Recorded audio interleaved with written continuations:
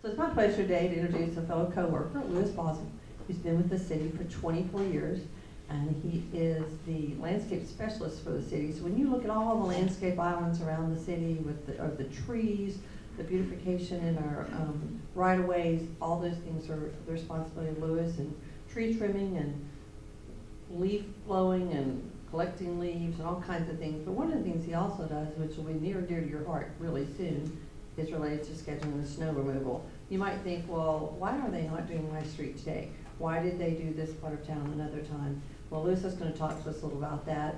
One of Louis's attributes as far as a person, though, is he's a grandfather and just loves playing that role. And I've had the pleasure of running around the golf course with him, and I will tell you he's an extremely patient individual.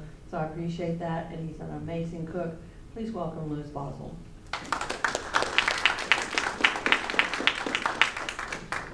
Thank you, Kitty. I appreciate it. As she mentioned, my main function is dealing with all the landscaping and trees and stuff in the city. But in the winter, it's really all hands on deck. It's basically when you're dealing with snow, you're dealing with a lot of times emergency situations. And so we have everybody in our department is involved in some way, shape, or form in snow removal. And basically it's a year-round process. A lot of people just think about snow starting January, February, but for us it goes all year long in some way, shape, or fashion. But the big kickoff is usually the end of October, 1st November, we'll have a snow inspection. And by snow inspection, what we're really doing is we're taking all the equipment and putting it on the trucks, and we're checking to make sure they're all greased up, they're all running right, that all the lights is working, and anything that's not up to snuff, then we take to our fleet department to get repairs. So when it does snow, we've got that equipment outfitted and ready to go. Some of it we'll have to take back off depending on the work that's being done, but some of it we even leave on starting there 1st November, because we get a lot of calls sometimes in November. One of my favorites is the car wash in Colonial Heights. I don't know who lives in Colonial Heights, but they keep that car wash open and it tracks water out in the road. So I get to hear Central Dispatch every so often, Louis, the car wash again. And what is the water's tracked out there, the temperature's dropped enough, and it freezes and makes it a little slick right there. So we get those type of calls. Of course, water line breaks. A lot of times they have those, water runs across the road, and we have to send a truck at 2 or 3 in the morning to salt that down. But mostly, up until the winter, it's not that much. But in the fall also, around November, after the snow inspection, we'll have training with our guys. We'll get our guys out and we'll make sure that they know the area that they're responsible for, that they know how to operate the truck and the speed to go and what to plow and how to plow. Because a lot of people get very aggravated when you go into a subdivision, you're plowing snow, especially in a dead-end circle, and you put all the snow right in their driveway. I hope that ain't happened to you, but some of our rookies, they just come in there, and then all of a sudden you got this pile of snow in front of your driveway, it's high, and I get a phone call. So we try to have that training session to make sure they know the speed to run, how much salt to put out, and that becomes very variable, as we'll talk about in a minute, how much salt you do put out. But we'll do that and do the training, and then we also check our materials and make sure we've got all our sidewalk salt and our road salt and our liquid calcium for the pre-treatment and everything there. And so, wrong direction. So the other thing that happens in November, and this is where it gets a little weird sometimes, is the budget process for next year. So we're trying to figure out for the next year what we're going to be asking for as far as trucks, equipment, salt, and all that, because we have to have all that information turned on for budget for the next year. So we start that actually in November. And then after that, we kind of monitor the weather. We love when it's a day like today, maybe a little cold, but sunshine, clear, and that's what but every now and then we'll have, it's a possibility. And so we'll start looking at the weather at different channels and the weather channel and different things. And we do that all the way through to really even to the middle, end of April at times, depending on the season, that we're still monitoring those conditions. And then in April, after everything's over, we'll usually have a time we'll get all together and say, well, what issues or problems did we have during the season that need to be corrected? So we'll have those meetings in April and once again kind of plan for the next fall what maybe needs to be done. And then during the spring, summer, and fall, the guys are to every so often put their machines on and make sure they're all operational. So even in the off season, it kind of looks funny. Maybe I've had a complaint before. I've seen a truck driving down the road with a salt spreader on. It's July. What's the deal with that? Well, the guy put the spreader on there to check something. Then something else happened. He had to go check that out. So he's driving down in July with a salt spreader. And he's like, why in the world? What is the deal? Well, that's the deal y'all know now, that he's basically making sure that machine is still greased and in good shape for coming up winter. So we do that.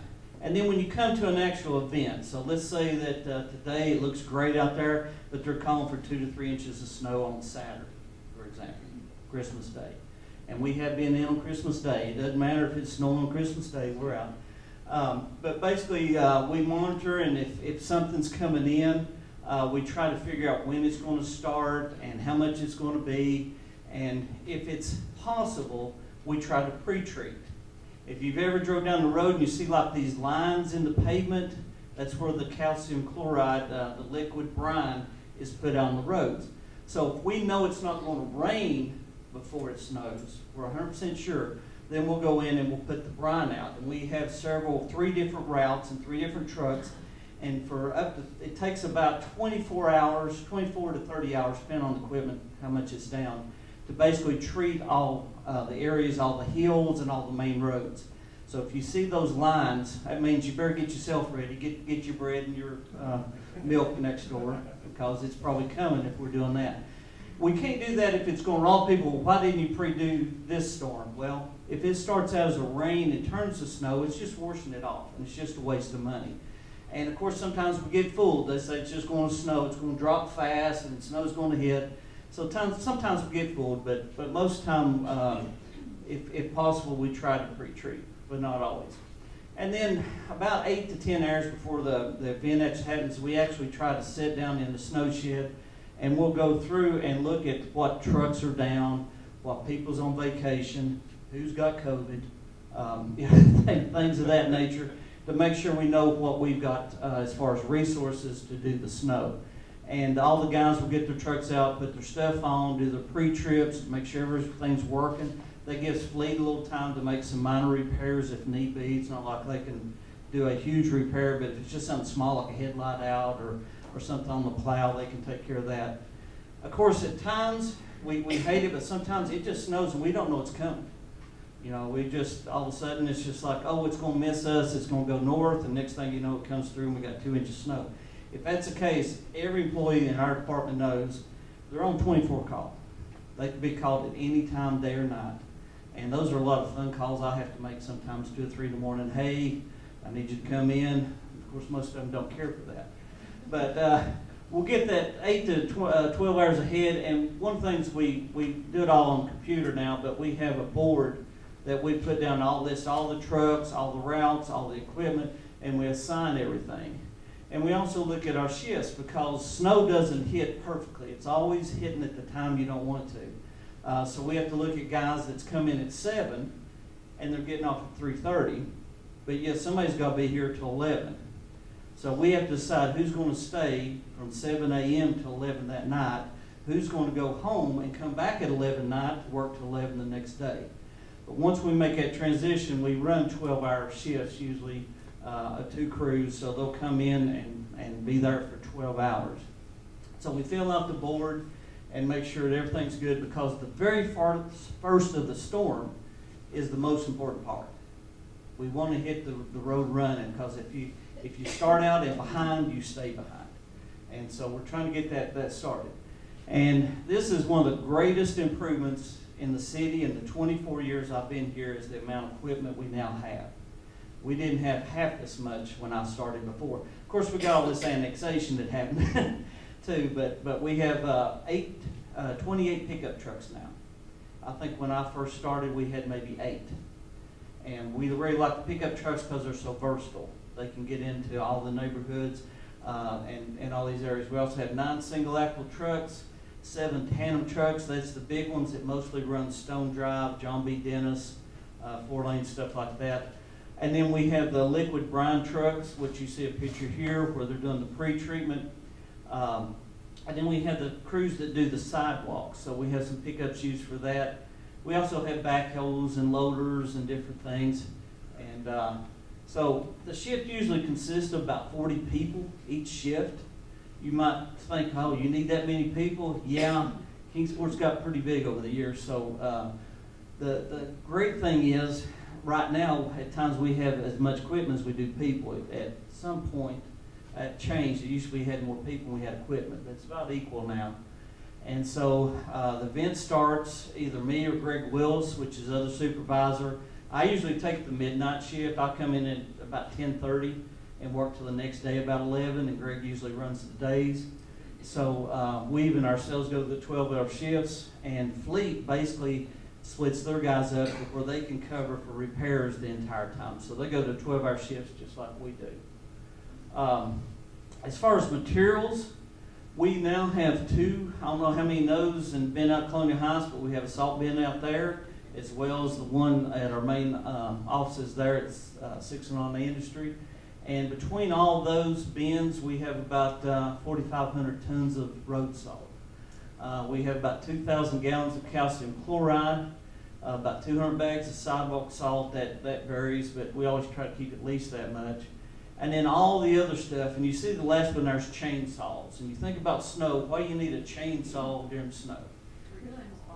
Trees. If it's a wet snow, if it's an icy snow, then it's a whole nother ballgame, because we have trees down there everywhere. So we have to have guys that can be versatile on each crew that can do that chainsaw work.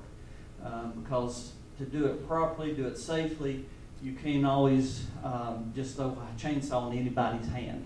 We want them trained and understand how to do that. So we got to make sure all that's ready too. And then we get to what everybody's really interested in, and that's the priorities. Why is my house not being done first? You know how many times I've heard that. My house should be first. No, but I've read it on social media. Okay, yeah. About 3 years ago, I quit looking at Facebook during snows. You know, always wait, and my wife tells me, just don't look. Just don't look. But at times I still see something. But basically, what we do as far as priorities is there's 39 set routes that we have. So it's not like we're just trying to make up where somebody's going and, hey, you just go do something, or you go here or there. There's 39 set routes. Okay, and it's all in our work management system called Cartograph. But the first thing we try to do is the priority one roads. Those are the first things I'm trying to get out and get. And that would be mostly your state routes. Because if you live in a dead-end street in Ridgefields that has 2 houses on it, and I go get that first, what good does it do? You can't get down Pendragon, you can't get down Ridgefields Road, you can't get down the other end, and you sure can't get to Food City because we haven't done Center Street. So the whole key to this is trying to get those big roads open first. And basically, as you can see there's basically 12 of the 39 routes is listed right here. And that's basically all your state routes. So John B. Dennis, Stone Drive, Fort Henry, Memorial, Glen Garden. Because once you get out of your neighborhood, for whatever reason, you got to get somewhere those main roads. And that's where the most traffic is. So that's our priority. And if you have a bad enough snow, there's been snows in my time when that's all we've done the first 24 hours, is try to get those roads open. And a lot of times we don't make it back into the rest of the neighborhood. You know, you're talking a 6-8 inch snow, or a snow that goes on for 3 days. We're really concentrating on getting those main roads open. Once we do, we get those in decent shape. The trucks, especially the big tandems, will stay out there and make sure it stays clear. But whenever possible, then we start on the collector streets. And you can see a list of those. So these would be roads that from your neighborhood to Stone Drive would be the main collectors. Gibson Mill, you see Clinchfield Ravine and Gibson Mill there. Why do you think those are 3 of the highest priorities? Hospital. You know, once again, a lot of times we'll get a phone call from Central and say, hey, we got somebody having a heart attack in Rock Springs. They've got to get here. And the interstate's closed. We've had that happen. So we've had to win and had to go and basically put a truck out to plow and salt in front of the ambulance or in front of the fire truck. Of course, what happens during snows too, there's accidents. So sometimes that will affect what we're doing, and when you get a ramp at John B. Dennis and everybody don't know it's icy and they come down it, you get 10, 12 cars piled up at the bottom, then the police, the fire, the ambulance, everybody's got to get there. So when we're in the shed dealing with things, there's times when the radio's going, 3 phones are going, I'm trying to decide how to get dispatch, who to take away to go cover that and who not, and it gets hairy at times. But the other part of that is sheer boredom. Sometimes when all the guys are lined out, it's just an inch or so snow, and it's 2 to 4 in the morning. It actually gets kind of boring because everybody knows their job, everybody knows what to do, and there's no accidents. Middle of the night, not many people's out. And so at those times, it's not really that much to deal with. But of course, the worst thing then is when school starts, because everybody wants the kids safe. And I don't know about y'all, but I grew up in Kingsport. Lived here since I was 4, and we had a superintendent called Swick. Does anybody remember the slogan for him? Never too slick. Never too slick. I only missed 3 days of school my entire time from Madison School to DB. I only missed 3 days. And I lived on Afton Street. Does anybody know where Afton Street is? So, little funny story I told my kids one time. Yeah, I walked uphill to school both ways. And they laughed at me. Go to Afton Street. I lived on top of Second Hill. So to get to Madison, I had to go up the Second Hill and down. But coming home, I had to go uphill to the second one. So I was uphill both ways. That's one of the true things that you don't think about. But the great thing about our street is the chief of police back in the 70s, Eisenbach. Anybody remember in this room? Or remember him? He lived on Afton Street, so ours was one of the first ones got. And if you've ever been over in that area too, we put blockades up when I was a kid to keep them off of Roan Street. Rogan Street, which is next there. That was our sledding hill. So the police would usually show up, we'd block it off and stuff, and they would show up and the parents would get out and the police get confrontational, but they would keep that open, they wouldn't clear that road, and that was our sledding hill. So times have changed. We don't do that now. We have to get Rogan as one of the first ones, and it's actually a pre-treating street. But we try to get these second priorities next, to where people, if they can get to that point, can get out. And at the same time, the ambulances, the police, the fire, whoever can get to the hospital that needs to get to the hospital. So that's a very important route. I always put one of my best mans around the hospital to make sure that if they can get to that point, they can get to the hospital, because the emergency room and everything's very important. So you can see all these roads, and that's another 10. So right, if you get to this spot, that's 22 roads that we're trying to clear as soon as possible. So that's our priority. So when you hear that somebody, well, they ain't got my street yet and it's been 24 hours, well, I'm more concerned about getting to the hospital. I'm more concerned about if school's going to be in or out, which nowadays it's out more than it used to be. But there's still those times. The worst time, by the way, what is the worst time for a snow to start? 6 or 7 in the morning. You're close, around 5 o'clock. Because usually by 5 o'clock, the school's decided what they're going to do. And the worst thing is when it hits at that time period, because between 3 and 6, they're trying to decide what they're going to do and the liability and which hills. And Kingsport is weird too. You've got Bays Mountain. You don't think about Bays Mountain snow, but we've had 2 inches in Rock Springs before and had nothing here. So when you're talking school, it all depends on where you're at in which school, but they don't call it out each school. They call it out as a whole. So then we get people even calling us, well, why'd you cancel school? They had an inch of snow in Kingsport. Well, have you been to Rock Springs or have you been to Colonial Heights? Because it can snow an inch or 2 in Kingsport and not snow in the rest of Kingsport. Happened many, many times. Seen it snow in Lynn Garden. Kyle Hill, total wreck. People everywhere, snow everywhere, and you come downtown. And part of what helps us is the Eastland bubble. You may know what I mean by the Eastland bubble. You'll go in one over in Virginia and Scott County, and they'll have 3 inches. You go to John City, and they got 5 inches. Come to Kingsport, we don't have anything. At Eastland bubble, between the powerhouses there and Don Tar, keeps Kingsport just a hair warmer. So a lot of times we'll miss a snow that other cities don't, and that's one thing that really helps. So, but we'll get that as priority 1, priority 2, priority 3 next. That's what we basically go into the neighborhoods. They're listed together by, we have another 17 routes, and this is mainly where your pickup trucks are. So if we have to have pickup trucks for different things, but whenever possible, as soon as we can, we start sending the pickup trucks into the neighborhood. And that's 17 different routes out of that.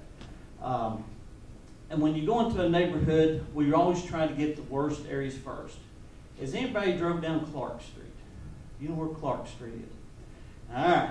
If you're in Colonial Heights or Lynn Garden and you go by the Dairy Queen, sometimes you're going that way, look up to the right.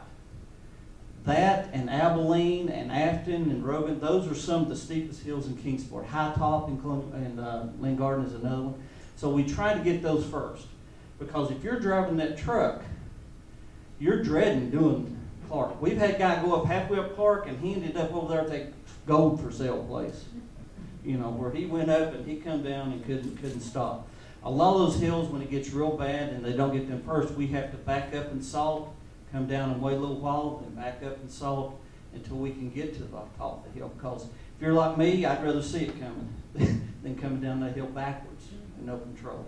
So some areas you'll say, well, why is that truck doing it that way? Well, he's trying to do it as safely as he can and trying to get the hills first. So if you're over in the Skyland area, yeah, some of that is steep. You know, some of Cooks Valley, they didn't get my street yet. Well, your street's level. And we're trying to get the hills first. So they'll do that. Then it talks about city-owned parking lots. This year's something different that's really going to help us in response. We're contracting out the parking lots. So we have a priority list, 1, 2, 3, 4 on parking lots. And we have a contractor this year. So I don't have to worry about Regions, City Hall, and Chris McCart falling and busting his hind end or something, because I can blame it on the contractor. If he's in the parking lot. We still do the sidewalks. And that's everything that's going on at the same time as this. We got certain guys that are going around and we have a priority list for sidewalks. Justice Center's a big one, because you got a lot of people going in and out of there, especially if it's court day or something. But this year is going to be the first time. We'll see how it works out, but we're going to be contracting a lot of the parking lots out. If it's a light snow, priority 1, 2, and neighborhoods can sometimes be done all at the same time. If every truck's up, every employee's available, it's just a dusting or inch of snow, then a lot of times we can get all this at one time. If it's a 6, 8 inch snow over 3 days, we're going to concentrate on those main routes. Just so you know, that's going to be our big thing. And as I mentioned, we have 4 to 6 employees that come and clear the sidewalks. And if you think about it, which is more dangerous? Being in your car or being walking on the sidewalk? So those guys, you think about, well, it's guys doing the main lap. They're the ones that I really worry about. Because once again, you get certain people and they fall on the sidewalk, what are they going to do? They're going to sue the city. So we try to get those as soon as we can with a few employees. At the same time, we're really trying to get the routes clear. So it's a balancing act at time between all of this. And please know we don't clear private streets. Every year I'll get complaints and calls. Why didn't you get this? Why didn't you get that? It's not a city street. It's private. It's not ours to get. Great example is if you're going down Stone Drive, the old driving range. That's not a city street. Now, if you see a truck in there, it's because somebody in that nursing home's having a medical condition. So in that situation, I don't make that call. Somebody above me or Central Dispatch makes a call, but we have had to go in there and get a private street like that because of an emergency situation. We've had houses catch on fire, and we've had to get the fire truck to the house. But our policy is I do not go into private streets. We do not do private areas unless directed from above.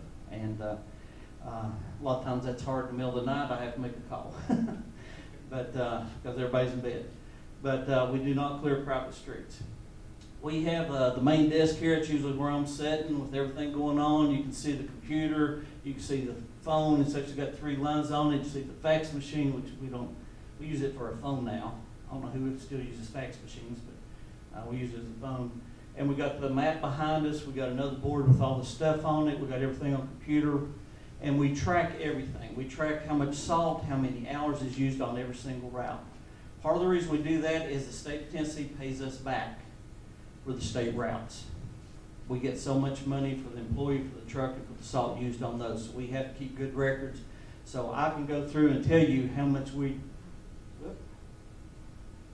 I can go through and tell you how much salt we use. We'll talk about that in a minute. Even in a light, small snow, it's not that big, it's still going to at times take 36 hours to complete the snow route. And you think, why does it take so long? Well, there's a lot of area to cover, and you've got a limited number of people and equipment. And the big thing is the temperature. And depending on the temperature, for example, if you have, and this is what I was talking about earlier, if you have a light snow, 1 pound of salt can melt 46 pounds of ice at 30 degrees. So if it's 30 degrees and we're out salting the streets, guess what? It's melting pretty quick. Whereas if it is 1 pound of salt can only melt, 1 pound of salt can only melt 4 pounds of ice at 0.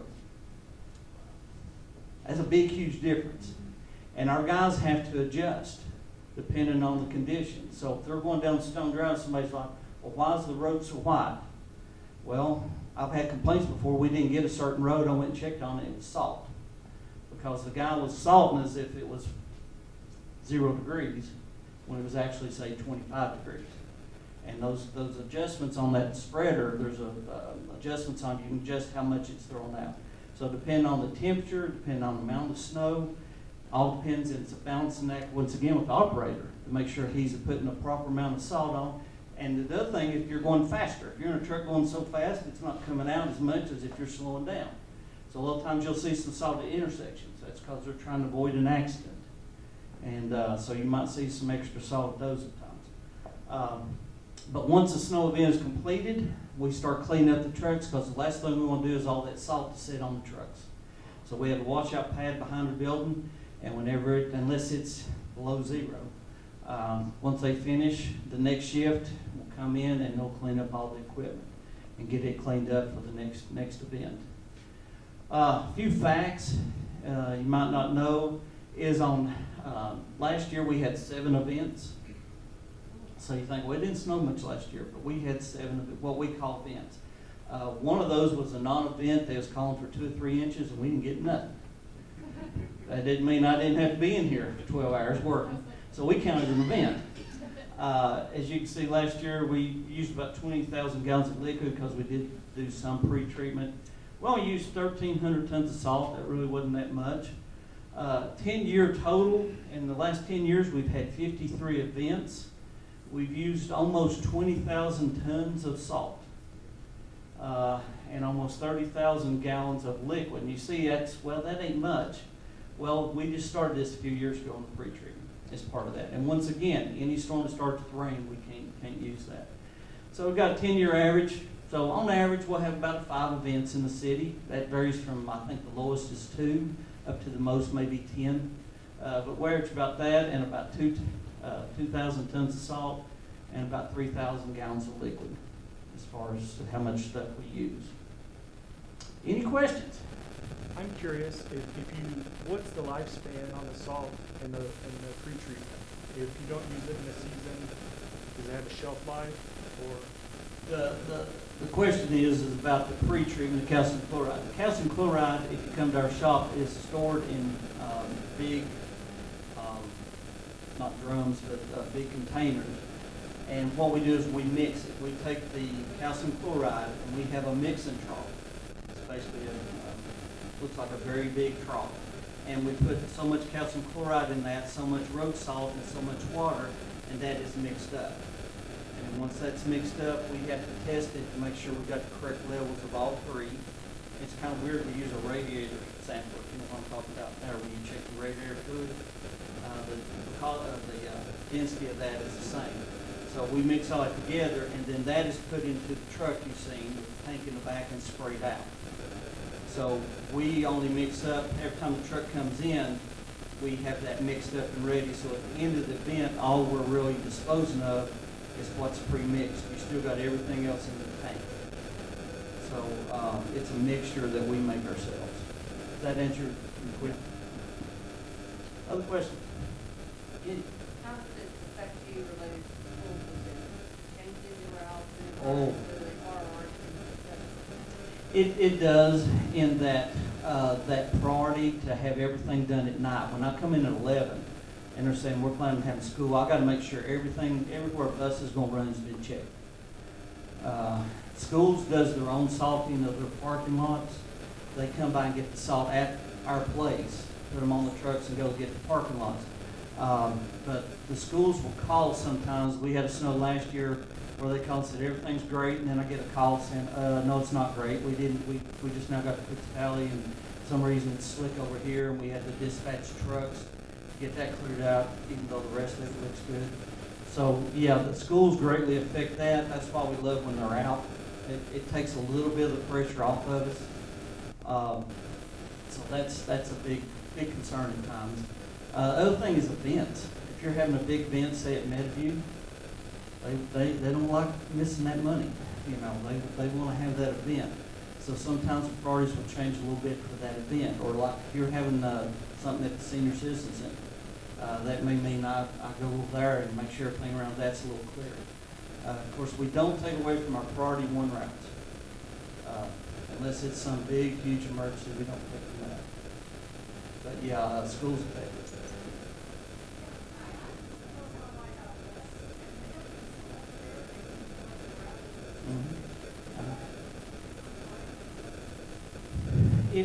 If you go to Southwest Virginia, they even use chat and a mixture. And what is in a lot of the flatter areas, all you're trying to do is make sure you have traction. Not since it's so flat, you're worrying about traction. Right here we have so many hills. You put chat on there, you might get a little bit, but the other thing, chat, that's the real fine gravel. It causes storm drains to clog up. You're putting all that out. Well, out there it's flat and it just washes off into the field or the ditch. Around here, where we've got curbs, that's running into the storm drains.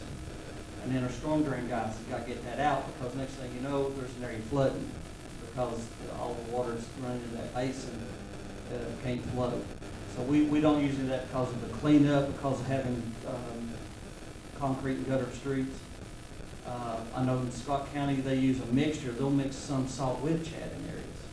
So they actually use a mixture of that at times. But, mainly because of the long-range cost of that, for the way our streets are designed, is not a good option for us. Yeah.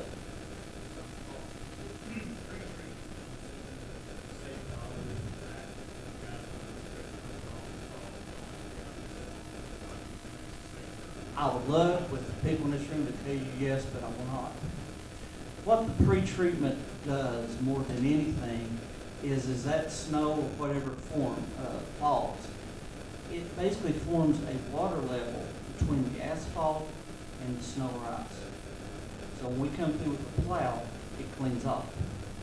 Have you ever seen us go down the street and plow and it's just stuck? It's just almost like, you know, a hard layer on asphalt.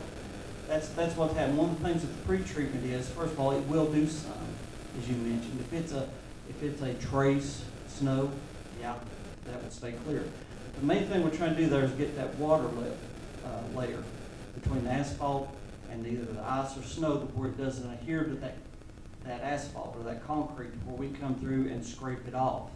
And between that and the salt coming behind it, keep it from reforming. So the biggest, greatest thing for the pre-treatment is getting that pushed off and getting that water layer where you can clear the street more easy. Otherwise, you know how porous asphalt is, it sticks to it and gets hard as a rock. And you take that rubber blade and it just skims over it and it's still slick. So that's one of the great reasons we like the pre-treatment. All right, if you have any other questions, I'll be around. I appreciate it. And anytime y'all need somebody to talk, let me know. Kitty knows I talk a lot. Thank you much. Great information, and Louis, so I appreciate you.